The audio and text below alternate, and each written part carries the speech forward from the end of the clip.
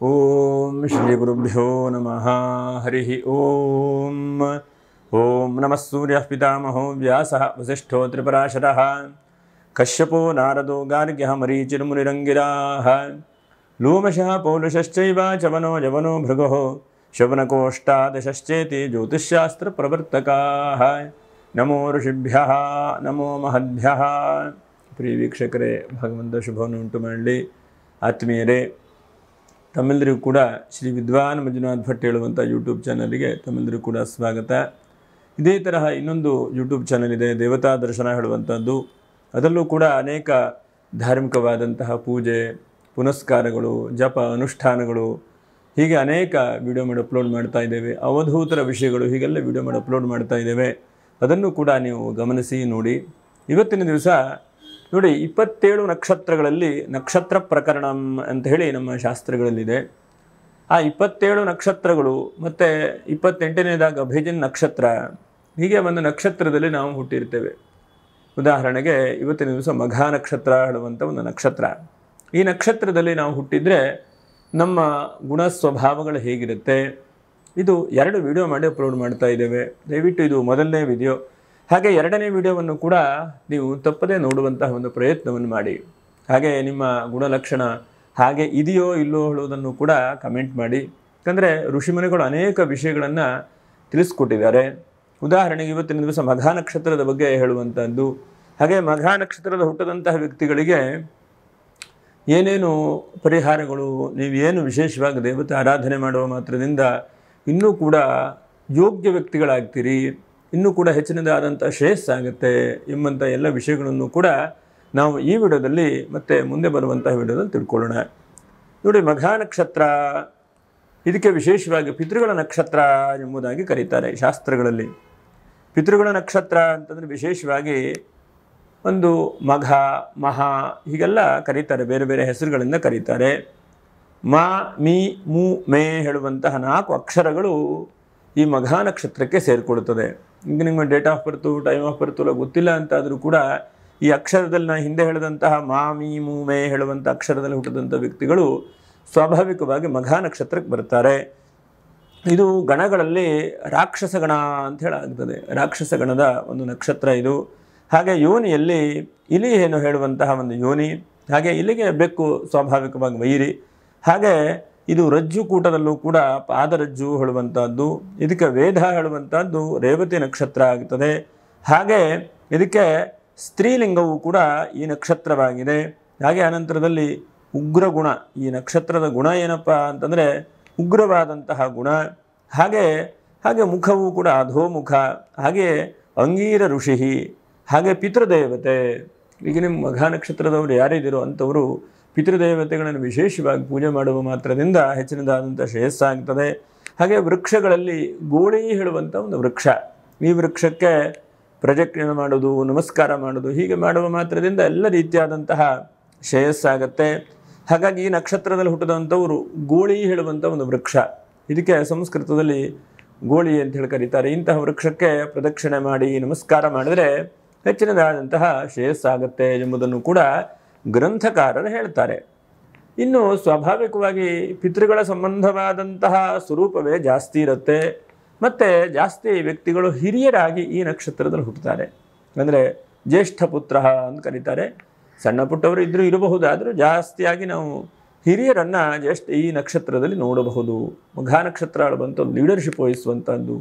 ನಿಮ್ಮ ಗಾಂಭೀರ್ಯ, ನಿಮ್ಮ ತೇಜಸ್ಸು, ನಿಮ್ಮ ವರ್ಚಸ್ಸು, ನೀವು ಹೊರಟಿರೋ ಒಂಥರ ಆನೆ ಹೊರಟ ಹಾಗೆ ನಿಮ್ಮ ಒಂದು ಗುಣ ಸ್ವಭಾವಗಳಿರುತ್ತೆ. 1ನೇ ಪಾದ ಹೇಳುವಂಥದ್ದು ಮೇಷ ನವಾಂಶಕ್ಕೆ ಬರುತ್ತೆ. ಹಾಗೆ 2ನೇ ಪಾದ ಹೇಳುವಂಥದ್ದು ವೃಷಭ ನವಾಂಶಕ್ಕೆ ಬರುತ್ತೆ. ಹಾಗೆ 3ನೇ ಪಾದ ಹೇಳುವಂಥದ್ದು ಮಿಥುನ ನವಾಂಶಕ್ಕೆ. ಹಾಗೆ 4ನೇ ಪಾದ ಹೇಳುವಂಥದ್ದು ಕಟಕ ನವಾಂಶಕ್ಕೆ ಬರುತ್ತೆ. ಹಾಗಾಗಿ ಇಂತಹ ನವಾಂಶ ಫಲಗಳು ಏನು ಎಂಬುದನ್ನು ಕೂಡ ನಾವು ಗಮನಿಸೋಣ. ಹಾಗೆ ಗ್ರಂಥಕಾರರು ಏನು ಹೇಳ್ತಾರೆ ಅಂತಂದರೆ ವಿಶೇಷವಾಗಿ ಪಿತ್ರಿಯೇ ಅಂತಂದರೆ ವಿಶೇಷವಾಗಿ ಹಿರಿಯರನ್ನು ಬಹಳ ರೀತಿಯಾಗಿ ಗೌರವಿಸುವಂತಹ ವ್ಯಕ್ತಿಗಳಾಗಿರ್ತೀರಿ. ಯಾಕಂದರೆ ನಿಮ್ಮ ಸ್ವಭಾವ ಹೇಗೆ ಅಂತಂದರೆ ಯಾರೇ ಸಿಗಲಿ ಅವರಿಗೆ ಗೌರವ ಕೊಡುವಂತಹದ್ದು, ಅವರ ಪ್ರೀತಿ ಪಾತ್ರರಾಗುವಂಥದ್ದು, ಮತ್ತು ಅವರಿದ್ದಲ್ಲಿ ಹೋಗುವಂತಹದ್ದು. ಈಗ ಗುರುಗಳು ಅಥವಾ ಹಿರಿಯರು, ಪಿತೃಗಳು, ಇಂತಹ ಪಿತೃ ಅಂತಂದರೆ ತಂದೆ ತಾಯಿ ಹಿರಿಯರು ಹೇಳುವಂಥ ಒಂದು ಅರ್ಥ. ಅಂತಹ ವ್ಯಕ್ತಿಗಳಿಗೆ ತುಂಬ ಗೌರವ ಕೊಡುವಂತಹ ವ್ಯಕ್ತಿಗಳಾಗಿರ್ತೀರಿ. ಹಾಗೆ ಬಹುಭೃತ್ಯ ಅಂತಂದರೆ ನೀವು ಸ್ವಾಭಾವಿಕವಾಗಿ ಒಂದು ಕಂಪನಿ ಸ್ಥಾಪನೆ ಮಾಡುವಂಥದ್ದು ಅಥವಾ ಮೇಲು ವಿಚಾರಣೆ ಮಾಡುವಂಥದ್ದು. ಭೃತ್ಯ ಅಂತಂದರೆ ನಿಮ್ಮ ಜೊತೆಗೆ ಅಸಿಸ್ಟೆಂಟ್ ಬಹಳ ಜನ ಇರ್ತಾರೆ ಹೇಳುವಂಥದ್ದು. ಹಿಂದಿನ ಕಾಲದಲ್ಲಿ ಆಳು ಕಾಳು ಅಂತ ಹೇಳ್ತಿದ್ದಾರಲ್ವ, ಹಾಗೆ ಅದೇ ತರಹ ನಿಮಗೆ ಕೈಗೊಬ್ಬನು, ಕಾಲಿಗೊಬ್ಬನು, ಹಾಗೆ ನೀವು ಹೇಳಿದ್ದನ್ನು ಮಾಡುವಂತಹ ವ್ಯಕ್ತಿಗಳು, ಹೀಗೆ ಎಲ್ಲ ವ್ಯಕ್ತಿಗಳನ್ನು ಕೂಡ ತುಂಬ ವಿಶ್ವಾಸವನ್ನು ಇಟ್ಟುಕೊಂಡು ಅವರನ್ನು ಹಿಡಿದಿಟ್ಕೊಳ್ತೀರಿ ಹೇಳುವಂಥ ಒಂದು ಅರ್ಥ. ಅಸಿಸ್ಟೆಂಟ್ ಬಹಳ ಇರ್ತಾರೆ. ನೀವು ಕಂಪ್ನಿಗೆ ಹೋದರೆ ಜಾಸ್ತಿಯಾಗಿ ಸಣ್ಣ ಪುಟ್ಟ ಕೆಲಸ ಮಾಡುವಂಥದ್ದಿಲ್ಲ, ಏನಾದರೂ ಲೀಡರ್ಶಿಪ್ ವಹಿಸುವಂಥದ್ದು ಅಥವಾ ಕಂಪನಿಯನ್ನೇ ನೀವು ಖರೀದಿ ಮಾಡುವಂಥದ್ದು ಅಥವಾ ಕಂಪನಿಯನ್ನು ಕಟ್ಟುವಂತಹದ್ದು ಅಥವಾ ಎಲ್ಲೇ ಇದ್ರೂ ಕೂಡ ರಾಜಕೀಯ ವ್ಯಕ್ತಿಗಳಾಗುವಂತಹದ್ದು ವಿಶೇಷವಾಗಿ ಹೇಳುತ್ತದೆ. ಅಂದರೆ 4 ಜನಕ್ಕೆ ಮಾರ್ಗದರ್ಶನ ಕೊಡುವಂತಹ ವ್ಯಕ್ತಿಗಳಾಗಿರ್ತೀರಿ. ಹಾಗೆ ಧನಃ, ಇನ್ನು ಬಹಳ ಮುಖ್ಯವಾಗಿ ಧನಃ ಅಂತಂದರೆ ಧನಿಕರಾಗಿರ್ತೀರಿ. ಮಘ ನಕ್ಷತ್ರದಲ್ಲಿ ಹುಟ್ಟಿದ್ರೆ ಇದಕ್ಕೆ ಮಹಾನಕ್ಷತ್ರ ಎಂಬುದಾಗೂ ಕೂಡ ಶಾಸ್ತ್ರಗಳಲ್ಲಿ ಕರೀತಾರೆ. ಹಾಗಾಗಿ ಈ ಮಹಾನಕ್ಷತ್ರ, ಇದು ಅನುರಾಧ ನಕ್ಷತ್ರ, ಹೀಗೆಲ್ಲ ಮಹಾನಕ್ಷತ್ರಗಳು. ಇಂತಹ ನಕ್ಷತ್ರದಲ್ಲಿ ನೀವು ಹುಟ್ಟಿದರೆ ವಿಶೇಷವಾಗಿ ನಿಮಗೆ ಧನಃ, ಸಂಪತ್ತನ್ನು ಉಳ್ಳುವಂತಹ ವ್ಯಕ್ತಿಗಳು. ಹೆಚ್ಚಿನದಾಗಿ ಸಂಪತ್ತು ನಿಮಗೆ ಬರುತ್ತೆ, ಅಧಿಕವಾದಂಥ ಧನ ನೀವಿದ್ದಲು ಬರುತ್ತೆ ಹೇಳುವಂಥದ್ದು. ಸ್ವಲ್ಪ ಅಲ್ಲ, ಪ್ರಭೂತ ಧನ ಅಂತಂದರೆ 1000, ಲಕ್ಷ, ಕೋಟಿ, ಹೀಗೆ ಬಹಳ ರೀತಿಯಾಗಿ ಆರ್ಥಿಕವಾಗಿ ಧನವಂತರಾಗಿರ್ತೀರಿ. ಅದರ ಜೊತೆಗೆ ಧನವಂತರಾಗಿ ಸ್ಥಿತಿವಂತರೂ ಆಗಿರ್ತೀರಿ. ಯಾಕಂದರೆ ಧನವಂತರು ಅಂತಂದರೆ ಇವತ್ತಿನ ಕಾಲಕ್ಕೆ ಸಾಮಾನ್ಯವಾಗಿ ಎಲ್ಲರೂ ಕೂಡ ಧನವಂತರಾಗಿರ್ತಾರೆ. ಅಂದರೆ ಕೆಲವೊಂದು ಸಲ ಬರುತ್ತದೆ, ಕೆಲವೊಂದು ಸಲ ಹೋಗಿಬಿಡುತ್ತೆ. ಆದರೆ ಸ್ಥಿತಿವಂತರು ಅಂತಂದರೆ ತಕ್ಕ ಮಟ್ಟಿಗೆ ಆರ್ಥಿಕವಾದಂತಹ ಬಹಳ ಪ್ರಬಲವಾಗಿರ್ತೀರಿ. ಹಾಗೆ ಭೋಗಿ ಅಂತಂದರೆ ಎಲ್ಲವನ್ನು ಕೂಡ ಅನುಭವಪಟ್ಟು ನೋಡುವಂತಹದ್ದು. ಕಷ್ಟವನ್ನು ಕೂಡ ಅನುಭವಪಟ್ಟು ನೋಡ್ತೀರಿ, ಸುಖವನ್ನು ಕೂಡ ಜೀವನದಲ್ಲಿ ಹೇಗೆ ಬರುತ್ತೆ ಹೇಳೋದನ್ನು ಕೂಡ ಅನುಭವಪಟ್ಟು ನೋಡ್ತೀರಿ ಹೇಳುವಂಥದ್ದು. ಅರ್ಥ ಏನಂತಾರೆ, ಎಷ್ಟೋ ಜನಕ್ಕೆ ಕಷ್ಟ ಬಂದ ತಕ್ಷಣ ವಿಲಿ ಒದ್ದಾಡಿಬಿಡ್ತಾರೆ. ಹಾಗೆ ಸುಖ ಇದೆಯಾ, ಸಂತೋಷ ಇದೆಯಾ, ಖುಷಿಯಾಗಿ ಮಾಡ್ತಾರೆ. ನೀವು ಹಾಗಲ್ಲ. ಎರಡೂ ವಿಷಯದಲ್ಲೂ ಕೂಡ ಭೋಗವಂತರು ಅಂತಂದರೆ ಅದನ್ನು ಅನುಭವ ಪಡುವಂತಹ ವ್ಯಕ್ತಿಗಳು. ದೊಡ್ಡ ಲೀಡರ್ಶಿಪ್ ವಹಿಸಿ ದೊಡ್ಡ ಸಂಸ್ಥೆಯನ್ನು ಕಟ್ಟಿದ್ದೀರಿ, ನೀವು ಕಂಪನಿಯನ್ನು ಕಟ್ಟಿ ನಡೆಸ್ತಾ ಇದ್ದೀರಿ. ಹಾಗೆ ಬಿಸ್ನೆಸ್ಸನ್ನು ಒಳ್ಳೆ ಥರದಲ್ಲಿ ಮಾಡ್ತಾ ಇದ್ದೀರಿ. ಸ್ವಲ್ಪ ಲಾಸ್ ಆಯ್ತಪ್ಪ, ಆವಾಗೂ ಕೂಡ ಅದನ್ನು ಹಿಂದೆ ಬರುವಂಥ ವ್ಯಕ್ತಿಗಳಲ್ಲ.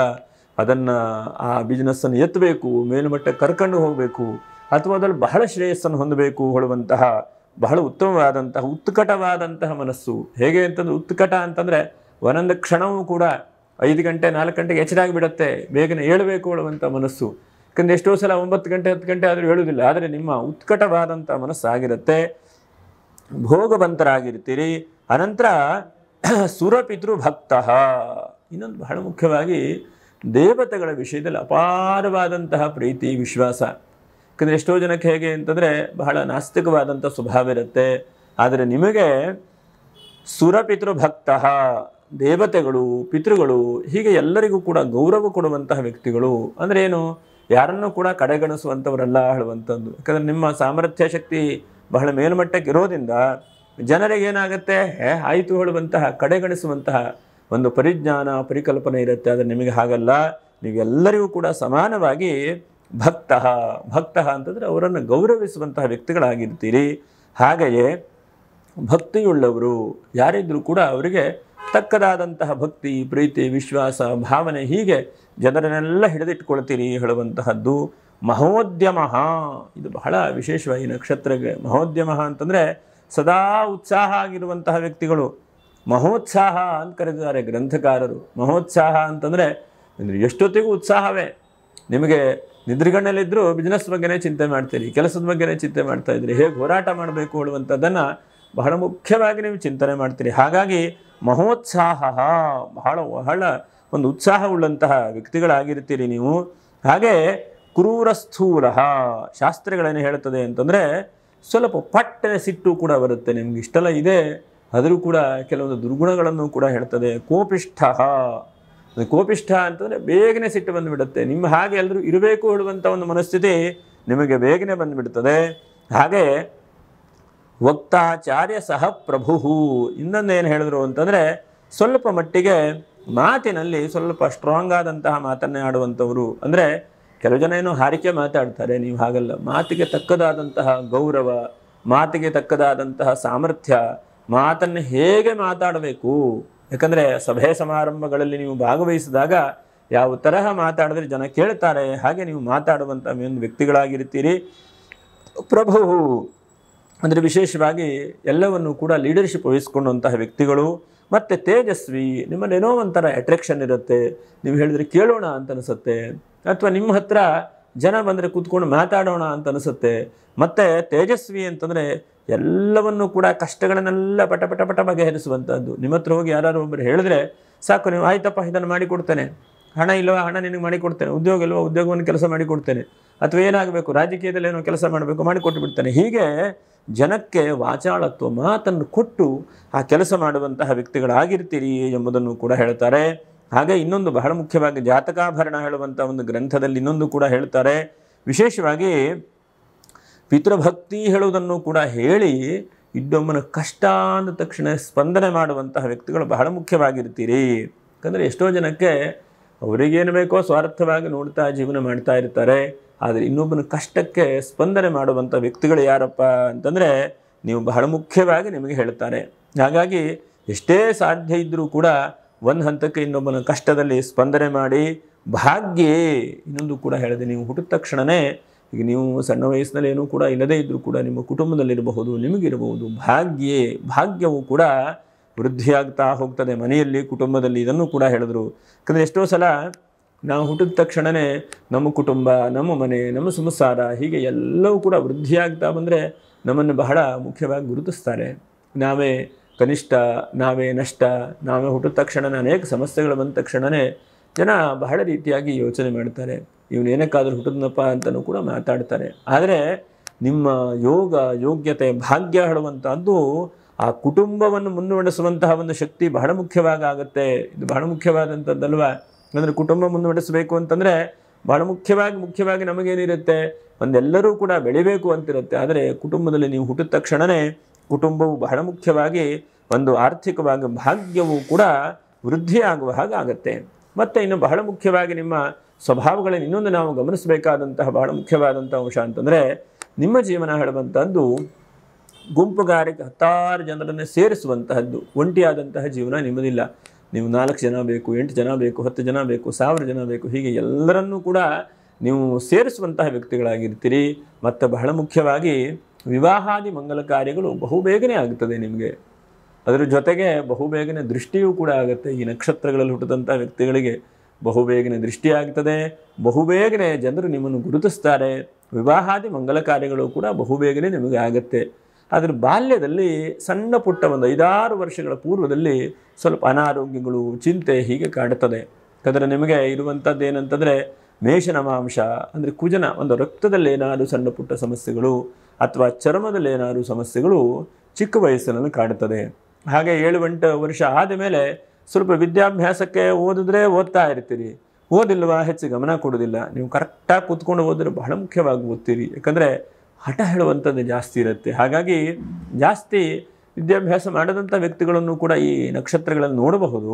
ಆದರೆ ಕೆಲವು ಜನ ಓದಲಿಲ್ಲ, ಅವರ ವರ್ಚಸ್ಸು, ಅವರ ಸಾಮರ್ಥ್ಯ ಹೇಳುವಂಥದ್ದು, ಭಾಗ್ಯ ಹೇಳುವಂಥದ್ದು ಜಾಸ್ತಿ ಇದ್ದದ್ರಿಂದ ಭಾಗ್ಯಂ ಫಲತೆ ಸರ್ವತ್ರ ನಚ ವಿದ್ಯಾ ನ ಪೌರುಷಂ ಎಂಬುದಾಗಿ ಹೇಳಿದರು. ಹಾಗಾಗಿ ಭಾಗ್ಯವೇ ಮುಖ್ಯವಾಗಿದ್ದರಿಂದ ಎಷ್ಟೋ ಜನ ಈ ನಕ್ಷತ್ರಗಳಲ್ಲಿ ಹುಟ್ಟಿದಂಥ ವ್ಯಕ್ತಿಗಳನ್ನು ನೋಡ್ಲಿಕ್ಕೆ ಹೋದರೆ ಅಷ್ಟೊಂದು ವಿದ್ಯೆಗಳು ಕಾಣದೇ ಇದ್ದರೂ ಕೂಡ ಭಾಗ್ಯವು ಬಹಳ ಮೇಲ್ಮಟ್ಟಕ್ಕೆ ವ್ಯಕ್ತಿಗಳನ್ನು ಕರ್ಕೊಂಡು ಹೋಗಿದೆ.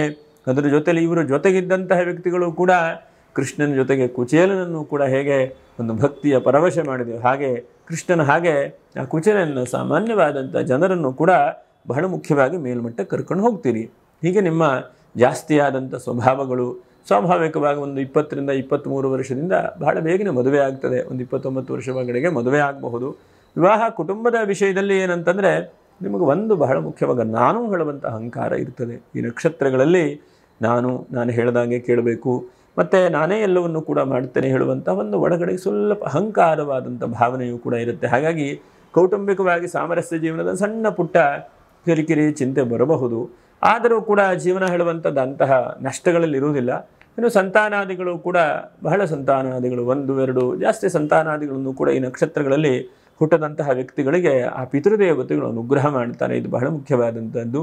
ಇನ್ನು ಜೀವನದಲ್ಲಿ ಒಂದು ಹಂತಕ್ಕೆ ಆರ್ಥಿಕವಾಗಿ ಸದೃಢವಾಗಿ ಒಂದು ಕೃಷಿ ಭೂಮಿ ಅದರ ಜೊತೆಗೆ ಸ್ವಂತ ಮನೆ ಇತ್ಯಾದಿಗಳು, ಮತ್ತು ನಿಮಗೆ ಒಂದು ದೊಡ್ಡ ದೊಡ್ಡದಾದಂಥ ಕಂಪ್ನಿಗಳು, ಹೀಗೆಲ್ಲ ಮಾಡಿ ಒಂದು ಮೇಲ್ಮಟ್ಟದಲ್ಲಿ ತಕ್ಕದಾದಂತಹ ಜೀವನವನ್ನು ನಡೆಸಿ ಬಹಳ ಕಠೋರ ಮನಸ್ಸಾದರೂ ಕೂಡ ಸಹೃದಯವಾದಂಥ ಭಾವನೆ, ಇದು ಬಹಳ ಮುಖ್ಯವಾಗಿ.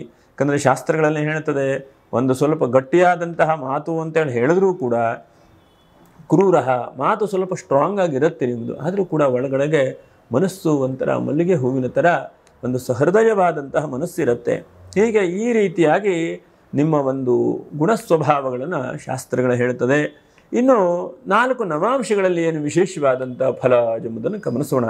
ನೋಡಿ, 1ನೇ ಪಾದದಲ್ಲಿ ಹುಟ್ಟಿದಂತಹ ವ್ಯಕ್ತಿಗಳು ತುಂಬ ಚುರುಕಾಗಿರುವಂಥವರು, ಮೇಷ ನವಾಂಶ ಬರುತ್ತೆ. ಹಾಗಾಗಿ ಸ್ವಭಾವತಃ ಒಂದು ಆಡು ಹಾಗೆ ಪಟ ಪಟ ಪಟ ಪಟ ನಿಮ್ಮ ಕೆಲಸಗಳನ್ನು ಮಾಡ್ತಾ, ಶಾರೀರಿಕವಾಗಿ ದೃಢವಾಗಿರಬಹುದು, ದಪ್ಪಾಗಿರಬಹುದು ನೀವು, ಆದರೂ ಕೂಡ ಕೆಲಸಗಳನ್ನು ಜಾಸ್ತಿ ಮಾಡ್ತಾ ಆದಷ್ಟು ಭೂಮಿ ವ್ಯಾಪಾರ ವ್ಯವಹಾರಗಳು, ಅನಂತರ ದೊಡ್ಡ ದೊಡ್ಡ ಕಂಪನಿಗಳನ್ನು ನಡೆಸುವಂತಹ ವ್ಯಕ್ತಿಗಳು, ರಾಜಕೀಯ ಪುಡಾರಿಗಳು, ಅದರ ಜೊತೆಯಲ್ಲಿ ಹೆಚ್ಚಿನದಾದಂತಹ ದೊಡ್ಡ ದೊಡ್ಡ ಸಂಸ್ಥೆಗಳನ್ನು ಕಟ್ಟದಂತಹ ವ್ಯಕ್ತಿಗಳು, ದೊಡ್ಡ ದೊಡ್ಡ ಇವತ್ತಿನ ದಿವಸ ಮಾರ್ಕೆಟಲ್ಲಿ ನೀವು ಕಿಂಗ್, ರಾಜನ ಹಾಗೆ, ಇದಕ್ಕೆ ರಾಜನಕ್ಷತ್ರ ಎಂಬುದಾಗೂ ಕೂಡ ಕರೀತಾರೆ. ಹಾಗಾಗಿ ಮೇಷ ನವಾಂಶ ಅಂದರೆ 1ನೇ ಪಾದದಲ್ಲಿ ಹುಟ್ಟಿದಂಥ ವ್ಯಕ್ತಿಗಳು ಸ್ವಲ್ಪ ಬಲಿಷ್ಠವಾಗಿ ಆಳುವಂತಹ ವ್ಯಕ್ತಿಗಳಾಗಿರ್ತಾರೆ.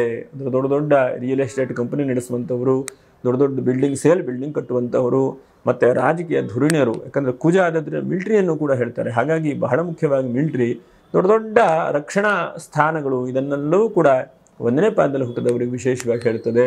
ಹಾಗೆ 2ನೇ ಪಾದದಲ್ಲಿ ಹುಟ್ಟಿದಂತಹ ವ್ಯಕ್ತಿಗಳು ಸ್ವಲ್ಪ ಕಲೆ, ಅದರ ಜೊತೆಗೆ ಒಂದು ಈ ಬ್ಯಾಂಕ್ಗಳನ್ನು ನಡೆಸುವಂತಹ ವ್ಯಕ್ತಿಗಳು, ಅದರ ಜೊತೆಯಲ್ಲಿ ಸ್ವಲ್ಪ ಸಾಹಿತ್ಯ ಸಂಗೀತವೂ ಕೂಡ ಕೂಡಿ ನಿಮಗೆ ದೊಡ್ಡದಾದಂಥ ಒಂದು ಸಂಸ್ಥೆ ಮತ್ತು ದೊಡ್ಡ ದೊಡ್ಡ ಸ್ಕೂಲು ಕಾಲೇಜು ನಡೆಸುವಂತಹ ವ್ಯಕ್ತಿಗಳು ವಿಶೇಷವಾಗಿ ಹೇಳುತ್ತೆ. ಹಾಗಾಗಿ 2ನೇ ಪಾದದಲ್ಲಿ ಹುಟ್ಟಿದಂಥ ವ್ಯಕ್ತಿಗಳಿಗೆ ಬಹುಮುಖ್ಯವಾದಂಥದ್ದು ಕಲೆ ಆದದ್ರಿಂದ ನಿಮ್ಮ ಮನಸ್ಸು 10 ಕಡೆಗೆ ಹೋಗುತ್ತೆ. ಒಂದೇ ಸಂಸ್ಥೆ, ಒಂದೇ ಉದ್ಯೋಗ ಅಥವಾ ಒಂದೇ ರೀತಿಯಾಗಿ ಹೇಳುವಂಥದ್ದಿಲ್ಲ. ಬಹುಮುಖ್ಯವಾಗಿ ಬಹಳ ಥರದಲ್ಲಿ ನಿಮ್ಮ ಆ ಕಡೆ ಈ ಕಡೆ ಉದ್ಯೋಗಗಳು ಹೇಳ್ತದೆ. ಇನ್ನು 3ನೇ ಪಾದದಲ್ಲಿ ಹುಟ್ಟಿದಂತಹ ಅವರು ಮಿಥುನ ನವಾಂಶ ಅಂದರೆ ಏನಾದರೂ ಸ್ವಲ್ಪ ಚೆನ್ನಾಗಿ ಓದಿಕೊಂಡು ಕೋರ್ಟು ಕಚೇರಿಗಳಲ್ಲಿ ಏನಾದರೂ ಕೆಲಸ ಮಾಡುವಂಥವರು, ಅಥವಾ ಜಡ್ಜ್ ಆಗುವಂತಹ ವ್ಯಕ್ತಿಗಳು, ಅಥವಾ ದೊಡ್ಡ ದೊಡ್ಡ ಧರ್ಮ ಸಂಸ್ಥೆಗಳನ್ನು ನಡೆಸುವಂಥ ವ್ಯಕ್ತಿಗಳಾಗುವಂಥ ಸಾಧ್ಯತೆಗಳು.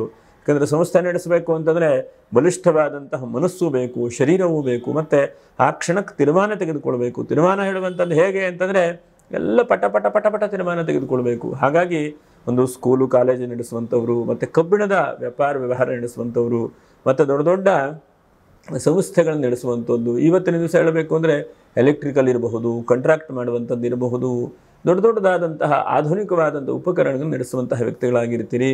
4ನೇ ಪಾದದಲ್ಲಿ ಹುಟ್ಟಿದಂತಹ ವ್ಯಕ್ತಿಗಳು ನೋಡಿ, ಕರ್ಕಾಟಕ ನವಾಂಶ, ಇದು ವಿಶೇಷವಾಗಿ ಕೃಷಿಕರಾಗಿರುವಂತಹದ್ದು, ದೊಡ್ಡ ದೊಡ್ಡ ಪೆಟ್ರೋಲ್ ಬಂಕು, ದೊಡ್ಡ ದೊಡ್ಡ ತೈಲ ಉದ್ಯಮಗಳನ್ನು ನಡೆಸುವಂತಹ ವ್ಯಕ್ತಿಗಳು. ಅದರ ಜೊತೆಗೆ ಹೆಚ್ಚಿನದಾಗಿ ನೋಡಿ, ಯಾವುದಾದ್ರೂ ನೀರಿನ ಪದಾರ್ಥಗಳು ಎಲ್ಲೆಲ್ಲಿ ಉತ್ಪತ್ತಿ ಆಗುತ್ತೋ ಇವತ್ತೆಲ್ಲ ಕೆಮಿಕಲ್ಸ್ ಆರಂಭ ಮಾಡುವಂಥದ್ದು, ಕೆಮಿಕಲ್ಸ್ ದೊಡ್ಡ ದೊಡ್ಡ ಫ್ಯಾಕ್ಟ್ರಿಗಳನ್ನು ಕಟ್ಟುವಂಥದ್ದು, ಹೀಗೆಲ್ಲ ನೀರಿನ ಸಂಬಂಧವಾದಂಥದ್ದು. ಮತ್ತು ಕೃಷಿಯ ಮೂಲ, ಯಾಕಂದರೆ ಹಿಂದಿನ ಕಾಲದಲ್ಲಿ ಹೇಗಿತ್ತು ಅಂತಂದರೆ ಕೃಷಿಯ ಮೂಲ ಇತ್ತು.